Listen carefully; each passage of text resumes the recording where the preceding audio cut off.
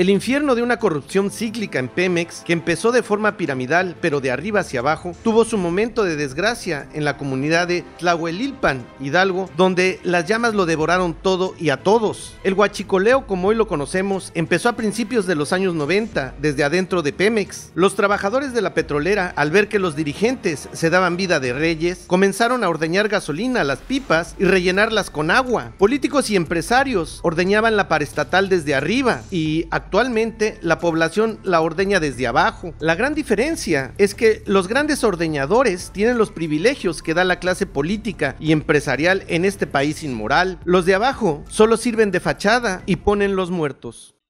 Bienvenidos a su canal por internet de Primera Visión. Soy Bernardino Chávez. Les damos la bienvenida desde Culiacán, Sinaloa, acá en el noroeste del país. Pues de qué hablar antes de entrar al aire, pues no terminamos si no ponernos de acuerdo, de plantear qué fue lo que pasó allá en el estado de Hidalgo, en esta población en donde, bueno, pues sucedió esta tragedia que yo creo que todo México no la esperaba en el sentido de que queríamos que eso pasara, pero sí se veía en esto de las redes sociales, en donde pues por todos lados, sobre todo Puebla e Hidalgo, pues estaban llevando combustible a vender, todo este huachicoleo que se dice, y hoy pues nos estamos dando cuenta de la cruda realidad que tiene este país en lo que tiene que ver con este ordeñamiento, con esta ordeña de los ductos de Pemex. Hoy vamos a platicar de lo que pasó allá en Tlahuelilpan y también cómo es que todo esto se empezó a dar pues desde los años 90, desde los 80, pero principalmente con Carlos Salinas de Gortari, en donde se empieza a ver que el desmantelamiento en lo que es la corrupción en Pemex se empieza a dar paulatinamente hasta llegar a lo que ahora tenemos como el huachicoleo y todo lo que ha sido la corrupción que no para en Pemex. Para ello le voy a presentar a mis compañeros y amigos, Ricardo Arnulfo Mendoza. Excelente inicio de semana, amigas y amigos. Alejandro Siqueiro Rivas. Qué gusto saludarlos. Y Ernesto Saldaña García. Gracias, un saludo a Sinaloa y a todo México, gracias. Pues sí, lo que pasó en Tlahuelilpan es algo que nos pone a pensar en la realidad que está pasando en este país, en lo que tiene que ver con Petróleos Mexicanos y todo lo que ha sido la herencia de corrupción e impunidad que ha generado los gobiernos de siempre en esto del robo al combustible. Desde Carlos Salinas de Gortari, en un momento dado, Pemex fue una de las petroleras más importantes del mundo. ¿Por qué? Porque allá en los años 80 se descubrió un pozo, un yacimiento en el Golfo de México, por el lado de Campeche, Cantarell, y en ese momento era el segundo yacimiento más importante del mundo, junto con uno en Arabia, y entonces esto le daba a los mexicanos que el 45% del Producto Interno Bruto en ese momento era generado por Petróleos Mexicanos. ¿Qué queremos decir con esto? Bueno, Petróleos Mexicanos y lo que tenemos en bonanza con el petróleo, pues se supone que iba a la educación, a la salud, a la seguridad. O sea, es importantísimo entender lo que es Petróleos Mexicanos para la población. Hoy vemos que hubo una explosión, 87 muertos hasta el momento, y todas las imágenes que se han dado en relación a ese gran momento. ¿Qué es lo que pasó, Alejandro, con toda esta situación que pareciera salido de un momento surrealista de Salvador Dalí, de cualquier surrealismo de esta inercia que da la corrupción, en donde no podemos imaginar que una cosa no se dé con otra? El saqueo a Pemex, la corrupción política, el crimen organizado y la ciudadanía en el último eslabón como la cadena más delgada en este mundo de corrupción que existe en Pemex. Pues estábamos viendo con mucho ánimo y con mucho optimismo los mexicanos cómo el presidente Andrés Manuel López Obrador estaba librando una guerra muy intensa contra el robo de combustible, de gasolina en México, y que se estima sangra estos veneros del diablo con 60,000 millones de dólares cada año. Y estábamos viendo eso cuando recibimos otro golpe los mexicanos, muy documentado en redes sociales, con imágenes, con lujo de detalle, del costo que esto tuvo para esas personas que en esa amalgama de delincuencia y pobreza pues se dedican a extraer este material de los ductos de Pemex. Entonces, después de ese hongo que vimos que se hizo con la explosión del fuego de la gasolina, pues se vino ya una reacción en cadena por todo el país, explosiva, donde en redes sociales se empezaron a sacar 1001 conclusiones, conjeturas, pero finalmente ni el gobierno de Andrés Manuel López Obrador, ni los mexicanos, ni los cibernautas sabemos qué pasó en ese momento. Y esto creo que te lleva a esperar una investigación a fondo y neutral de este suceso, porque se pueden repetir muchos otros más en el territorio nacional, concretamente aquí en Sinaloa, donde vivimos nosotros.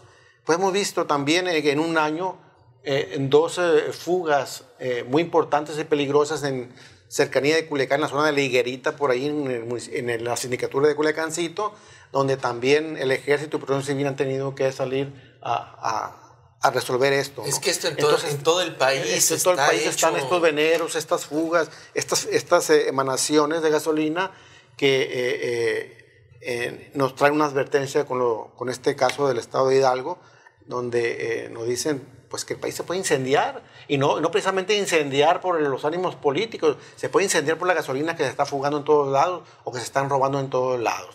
Entonces, este tipo de criminalidad, de delincuencia, que de nuevo se lleva, mete a los más pobres de los pobres también, como el narcotráfico, con los sembradores de marihuana aquí en la sierra, igual, como este tipo de delincuencia es preocupante y va más allá de aquello que López Obrador nos acaba de develar.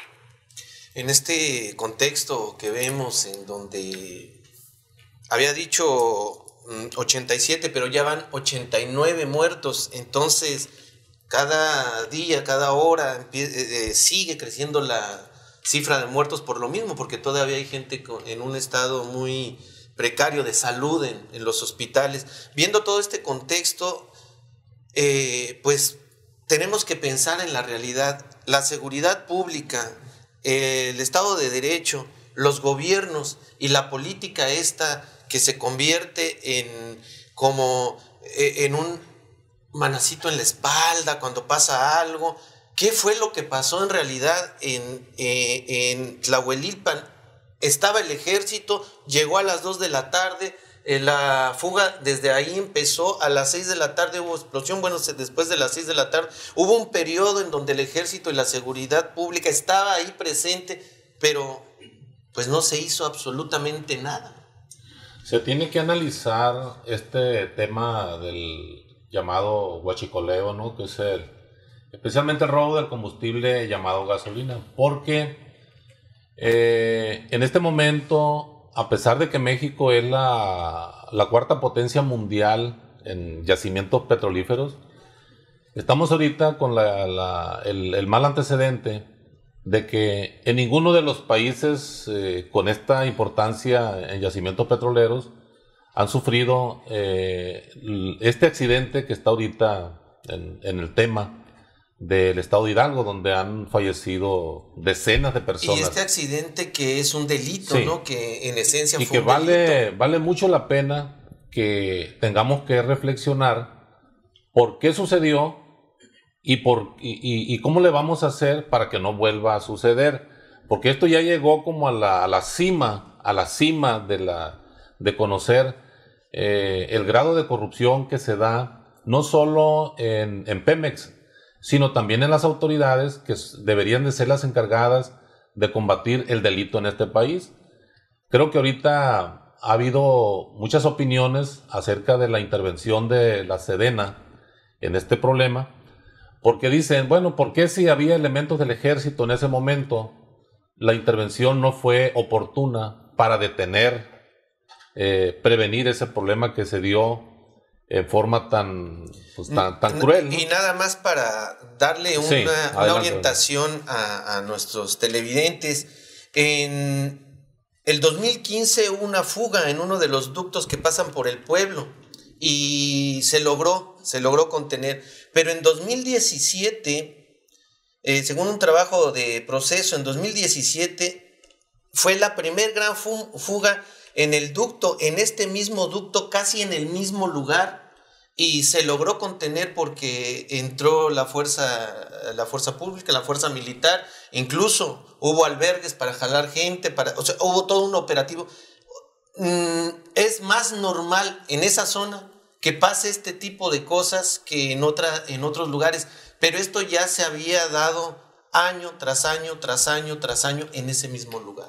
Sí, lo que hay que resaltar aquí, yo creo ya de manera muy clara, es que México no cuenta con un sistema nacional de protección civil que lo haga llegar a los estados y a los municipios. Aquí en el estado de Sinaloa hemos tenido también algunos accidentes que no han llegado a ser de la magnitud del estado de Puebla, pero sí lo hemos tenido. Y en otros estados también se ha sufrido por parte de la población la violencia. Hemos encontrado personas también, de las personas que han sido asesinadas en el estado de Sinaloa, algunas han estado relacionadas con este problema del robo del combustible.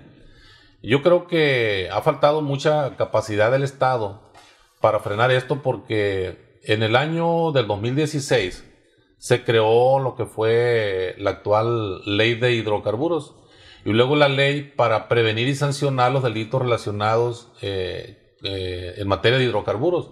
Sin embargo, pues ahí están las legislaciones, ahí están las autoridades, la Fiscalía General, inmóviles.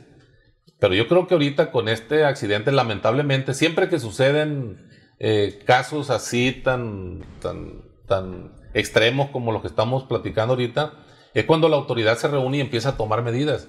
Porque pues el petróleo, por otro lado, viéndolo como la energía que mueve a México, ¿en qué hogar, quién no necesita gasolina para moverse a diario?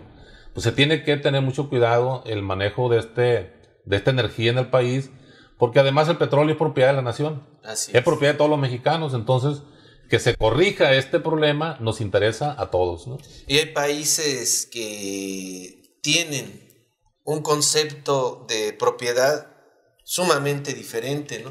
Hay lugares en estas comunidades árabes en donde al final del año te llega un cheque diciendo se vendió tanto petróleo, a usted le toca tanto dinero por la venta del petróleo. Ernesto, Peña Nieto realizó 36 contratos en adjudicación directa a empresas de transporte de hidrocarburos ligados a políticos del PRI y del PAN por casi 5,000 millones de pesos. Antes de irse, le cedió a este grupo importante que antes le llamaban el crimen organizado, la mafia del poder, ya no sé ni cómo se le pueda nombrar ahora, pero se les dio todo este dinero, por ejemplo, a familias como los Canrón, Cantú Barragán, Muriño Terrazos, Ríos Ortiz. O sea, la costumbre que se ha dado entre los políticos y los empresarios ha sido el beneficio total, incluso hasta cuando hay un tipo de delito como ¿no? Porque el transporte de hidrocarburos, ahorita estamos viendo que es el negocio redondo porque no hay una fiscalización plena en cómo sale el producto, hasta facturas falsas y todo eso. Bueno, primero que nada, muy lamentable los hechos que ocurrieron y que sigue creciendo el número de víctimas fatales, o sea, de fallecimientos, y sobre todo después los que queden vivos, en qué estado de físico van a quedar, ¿sí? Antes de entrar a ese tema, Bernardino, quisiera dar una pequeña reseña de lo que he investigado, de acuerdo a las mismas palabras de los políticos, de la cronología de lo que ocurrió, de los hechos. A las 3 p.m., Pemex registra una llamada de una señora, no dan el nombre, donde informa de una toma clandestina y una fuga copiosa.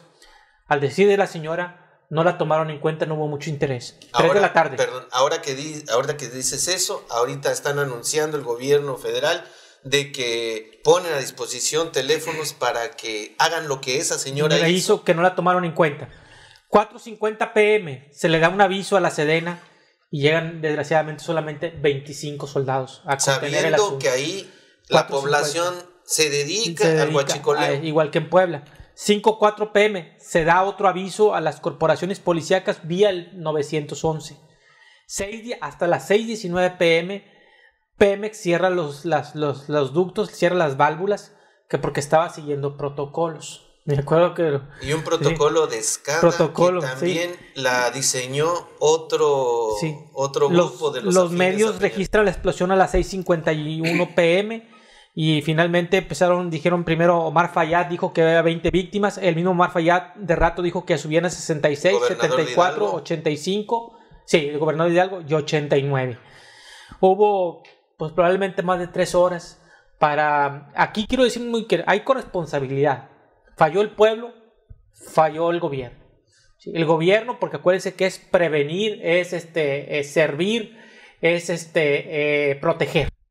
Falló el pueblo porque hay un fenómeno que ahorita quisiera más adelante explicar acerca de qué ocurre en los pueblos cuando hay ingobernabilidad, sobre todo en el pueblo mexicano, que ha sido un pueblo que cuando explota, ¿verdad? Y lo vemos en las redes sociales.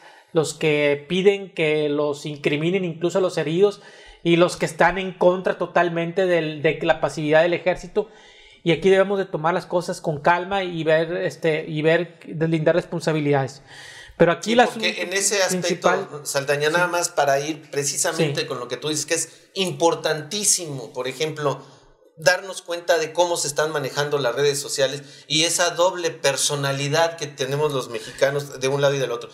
Si hubiera llegado el ejército y hubiera acordonado a este lugar y los pobladores en ese cordón hubieran querido entrar a agarrar el petróleo, agarrar el producto como lo habían hecho días antes, y por ahí hubiera habido algún tipo de contacto de fricción físico, o de contacto. ¡Pum! Sí. Hubo 5 descalabrados, 7 descalabrados. Los que quieren ver al gobierno caer lo hubieran criticado. O sea, ahí hubieran descalabrados y como no pasó eso, pasa lo que ya vimos que es la realidad, que 89 muertos.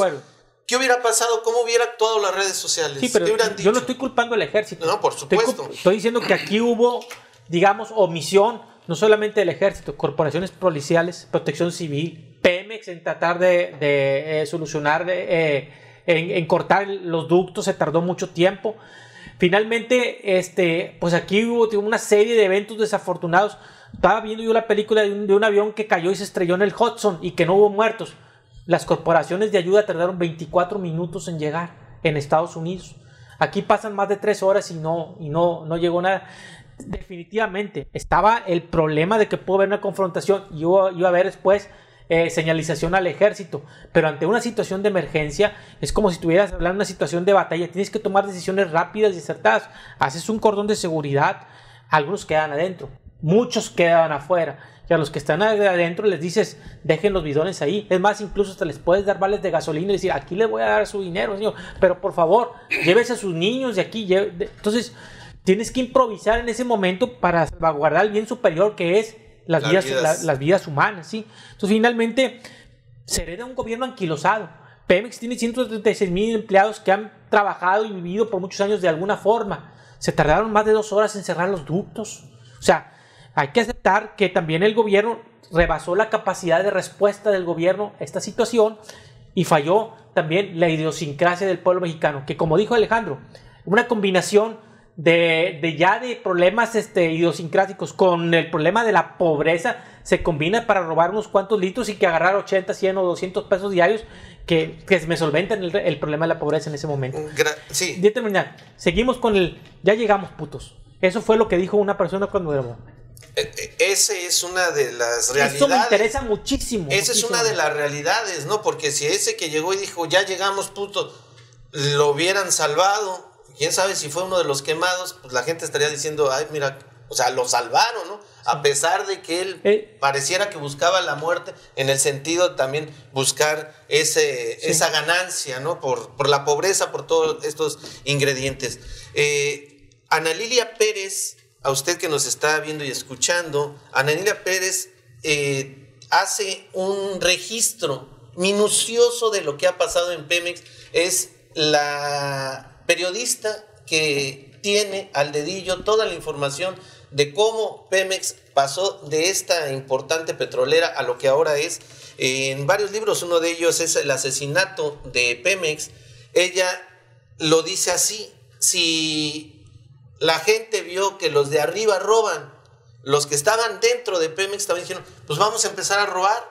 Y el huachicoleo empieza porque los conductores de pipas empiezan a ordeñar sus propias pipas, a meterles agua, y ahí es donde se altera el producto, y ahí es donde empieza el huachicoleo. O sea, empieza desde adentro de mismo Pemex, al ver los trabajadores que sus patronos se vuelven inmensamente ricos, porque Pemex es la petrolera en el mundo que más privilegios les da a sus dirigentes que llevan la mayor importancia. Alejandro. Mira, es que así nos han acostumbrado los políticos a actuar, ¿no? A no creer ni en los políticos, ni creer ni en los hechos siquiera tan evidentes como lo que ocurrió acá en esta población. ¿Por qué?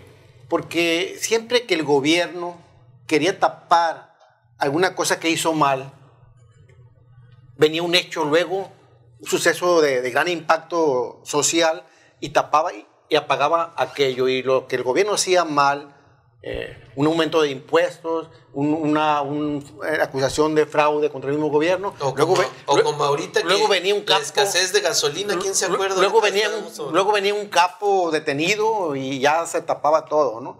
En este caso, estamos recién aprobada la Guardia Nacional, con una alianza entre Morena y el PRI, evidentemente para sacar adelante la Guardia Nacional. Entonces viene esta explosión, y ¿quién se acordó de la aprobación de la Guardia Nacional? ¿Quién del pueblo se acordó? Entonces eso nos lleva a sospechar, ¿no? Como decía cierto político, el sospechosismo de los mexicanos es tremendo, es enorme. Y en efecto, ¿no? Si el ejército hubiera intervenido, y claro que 25 militares sí pueden hacer algo para contener a esa multitud que quería robar, pero lo tenían que haber hecho a la fuerza, iba a haber lesionado, golpeado. Entonces estuviéramos ahorita criticando al ejército por el abusivo y por prepotente. Bueno, ahora pero fíjate, ¿no? Llegan los soldados, hacen el cerco y todo, y resulta que la población son mil ciudadanos, los agarran y los quieren linchar. Los linchan a 2. Y van y nada más entierran a los soldados porque, como fue el pueblo, porque aquí ha pasado. El sabio pueblo. Nadie es culpable, o sea, no hay ningún culpable. Es lo que estamos viendo. Pues ahorita yo quiero que primero se asiente esta otra explosión de las redes sociales, donde nos estamos lacerando unos a otros y no estamos poniendo el ojo en lo fundamental, que es que se calme esta situación y que se haga una investigación a fondo. ¿Por qué el pueblo ahí? ¿Por qué el fuego ahí? ¿Por qué la fuga ahí? ¿Y por qué en el momento, en este contexto, ¿no? Y si ya había pasado otras veces, ¿por qué no se previó? Y en este contexto donde el presidente le declara una guerra al huachicoleo, y este no es el huachicoleo en sí, el huachicoleo estuvo en la torre de Pemex, el huachicoleo es un grupo delictivo de gran magnitud. Es un huachicoleo menudista, pero sí es huachicoleo. De políticos, sí, pero esto no es la esencia del huachicoleo en México. No, ya lo sé. Sí, esto es gente que vio una oportunidad de ganar unos pesos y se volcó, como cuando se vuelca un tráiler, repleto de víveres, la gente va y lo toma, ¿no? Como nuestros cultivadores pequeños de marihuana, ven que la marihuana ahorita les puede dar un ingreso extra, van y siembran un pedacito de marihuana en sus parcelas. Entonces eso es lo fundamental. Pero ¿qué pasó dentro de las entrañas de este suceso? Eso es lo que tenemos que conocer, y quién lo puede dilucidar, pues el gobierno tiene que investigar y tiene que pasar del pésame y de lo siento y de de que mi solidaridad, aunque sean delincuentes, tenemos que pasar ya a la investigación a fondo, porque hay organizaciones internacionales, hay personas muy capaces de hacer una investigación y determinar qué fue lo que pasó, quién puso el fuego, quién puso la fuga, quién puso a la gente ahí. ¿Qué puso el ejército también? Porque ahorita que Alejandro lo comenta, cómo empezó, o sea, quién prendió esto, el gobierno federal dice que, pues como había tanta gente y la gasolina era de muy alto octanaje, pues con las prendas, con los movimientos que tiene la gente, pudo hacer algún tipo de estática y ¡pum!, de ahí prendió. Por otro lado, en las redes sociales se maneja que había gente cerca de la toma incluso fumando y todo esto, ¿no? Entonces... O un celular activado. O una bomba de tiempo, lo que haya pasado, pero lo que sí es una realidad es de que parece ser que es más la idea de que no se va a llegar al final de lo que realmente pasó y que, por otro lado, desgraciadamente... pues qué viene para tapar esto, ¿no? Porque ahorita, como lo dijo Alejandro, parece que cada vez que hay algo tremendo, viene algo peor para tapar lo que acaba de pasar. Bueno, a mí me gustaría tener dos respuestas de parte del gobierno. Primero es que nos diga la verdad cuando termine la investigación. La Fiscalía General de la República está haciendo una investigación, que nos diga la verdad. La siguiente es que esto no vuelva a suceder. Sobre todo eso. Sí. La inteligencia nos dice, hasta de sabiduría popular, que es mejor prevenir que remediar. Sin embargo, en México nos hemos dado cuenta que hacen todo lo contrario el gobierno. Prefiere remediar que prevenir. Porque esto lo hacen, como lo comentaba Alejandro. Bueno, pues el gobierno ahorita se solidariza del pésame. Parece que Andrés Manuel López Obrador ya anunció que se va a hacer cargo el gobierno federal de todos los gastos, va a haber una indemnización. Entonces, si nosotros hacemos una suma de todo lo que le va a costar en dinero al gobierno, pues pudiera ser que dijera el gobierno, no es cierto que es mejor prevenir que remediar, porque si se tratara de prevenir y creara un sistema nacional de protección civil, tendría que crear una estructura personal, invertir recursos, y va a decir, pues me salió más barato remediar que prevenir, pero no podemos vivir así porque esto que tiene que ver con el robo de combustible, llegó a su grado máximo, Coincido con Alejandro cuando dice, es que la verdad, las personas que en ese momento sufrieron la pérdida de su vida y lo que están sufriendo por las lesiones, nos da la impresión de que no son personas que se dedicaban a eso, sino que vieron la oportunidad de llevarse su cubeta, su recipiente donde sacar gasolina. Pero creo que el combate al huachicoleo va más allá. Viene en contra de aquellas embarcaciones que llegan en la noche a los yacimientos petroleros, cargan y salen del país con petróleo crudo, con facturas falsas. ¿Y sabes cómo le decían a eso? Según las investigaciones, por ejemplo, de Ana Lilia Pérez, le llamaban que era producto perdido. Entraba dentro de las pérdidas de Pemex en embarcaciones que eran de una inmensidad. O sea, desde ahí con las facturas falsas. Ese robo. Entonces aquí lo que se tiene que ver es que pues este fue un muy lamentable accidente, pero el combate al llamado huachicoleo es mucho más profundo, pues implica grandes cantidades, que es lo que ha estado sangrando las finanzas de Pemex y que ha estado impactando en el bienestar de este país. Eso ha ocasionado también que el Seguro Social no tenga medicina, que el ISSSTE no tenga medicina, que en educación los padres de familia tengamos que sostener la educación a pesar de que es gratuita, etcétera. Ha tenido como consecuencia una gran problemática para todos y por eso vale la pena que sí se tomen medidas ya definitivas para que en México sea mejor prevenir que remediar. En este caso, te queda una participación. Sí, y terminar. Mira, finalmente ha sido la falta de derecho de muchas décadas. Existe un fenómeno que le llaman de la degradación social, donde ponían un auto allá en el Bronx, en Harlem, donde había los barrios bravos, así. Y entonces ponían un auto muy bueno y 2-3 días para ver qué pasaba, y en Harlem todo lo desvalijaban en 1 o 2 noches. Lo hacían lo mismo en Beverly Hills incluso lo dejaban abierto y no pasaba nada. Pero al día siguiente, alguien, uno de los psicólogos, quitaba 2 o 3 piezas del carro, entonces ya la gente veía y decía, pues no pasa nada si le quitas uno. La misma gente rica de Hollywood, al ver la ausencia de autoridad, empezó a desvalijar el auto, como que no querían tantito y tantito. Ese fenómeno se llama cuando tú, como un pueblo que ve que las reglas se pueden violar, como tú dijiste ahorita, la gente ve que el huachicoleo, y lo está diciendo Arnulfo, de arriba es el que más perjudica, entonces si arriba ellos son los que roban y hacen la descomposición social. Y viven como reyes. Sí, y viven como reyes, yo lo voy a hacer abajo. Me tocó verlo en el terremoto de Haití. Estaba colapsado el país y la gente empezó a matar a los que le tenían rencor porque no había autoridad. Entonces es un fenómeno social que ha pasado a través de los años, se ha documentado. Y en México el mexicano es un ser muy ladino. Es muy ladino y lo ha dicho Octavio Paz, ¿verdad? En su Laberinto de la Soledad, que cuando el mexicano estalla la fiesta saca sus rencores incluso ancestrales, y en este caso ese rencor, el ya llegamos putos, es contra el sistema y es contra el gobierno.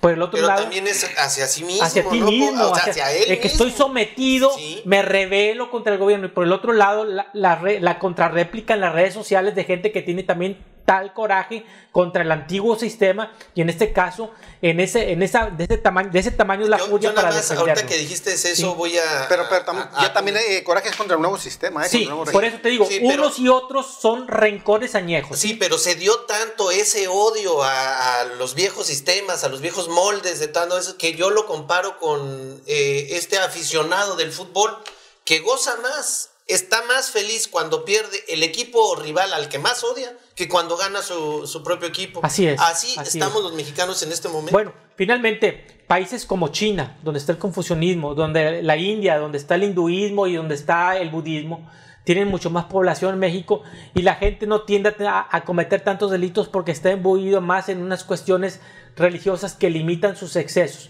México es un país que le hacen falta valores. Como punto final. Le hace falta valores, le hace falta reflexión. O sea, aunque haya pobreza, no justifica que haya rapiña, y le hace falta al gobierno tomar medidas. Primero, sobre el huachicolero, sobre el gran huachicoleo, que es el mismo gobierno que es Pemex, que haya habido. Que tiene nombres y apellidos. Segundo, sus protocolos de capacidad de reacción para este tipo de contingencias donde finalmente se falló. Ahí se debe de cambiar, y que Andrés Manuel haga los cambios necesarios y no le tiemble. Y si ve que se equivoca, que corrija en el camino. Alejandro, tu punto de vista final, por favor. Pues la investigación, ¿no? Que investigue. Mira, ya tiene la Guardia Nacional, tiene el Ejército todas las atribuciones para participar en la seguridad pública, pues que los disemine por todas las redes de ductos y que se pongan a vigilar los ductos ahorita como una situación de emergencia, ¿no? Porque si lo cierra, el país colapsa. Entonces, pues, hay que vigilar las redes de ductos. Es el principal en estos momentos. Y cerrar todas las tomas que haya clandestinas y tratar de que no se repita la tragedia, como dice el licenciado. Yo creo que lo fundamental ahorita es evitar que tragedias de estas se repitan, porque hay bombas de tiempo diseminadas y muchísimas por todo el país. Entonces creo que la primera actuación es proteger las redes de Pemex, y la otra es Estado de Derecho, investigación y mano firme. Tu punto de vista final, Ricardo. Mira, yo nada más quiero hacer una afirmación. En los Estados Unidos de Norteamérica no existe el huachicoleo. ¿Por qué no existe el huachicoleo? Creo yo que porque hay trabajo para todos, el trabajo está bien remunerado.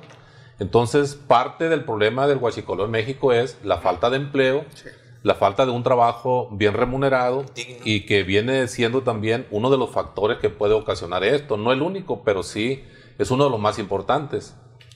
Llegamos al final, se nos alargó el programa. Espero que la plática, lo que aquí hemos comentado acerca de esto, sirva para su análisis. Es el más importante. Opine con nosotros, denos su punto de vista. Nos vemos en una siguiente ocasión. Nada más decirle, hay que aprender de la desgracia. Yo creo que esa es la mejor de las corduras, aprender de la desgracia para que no vuelva a pasar.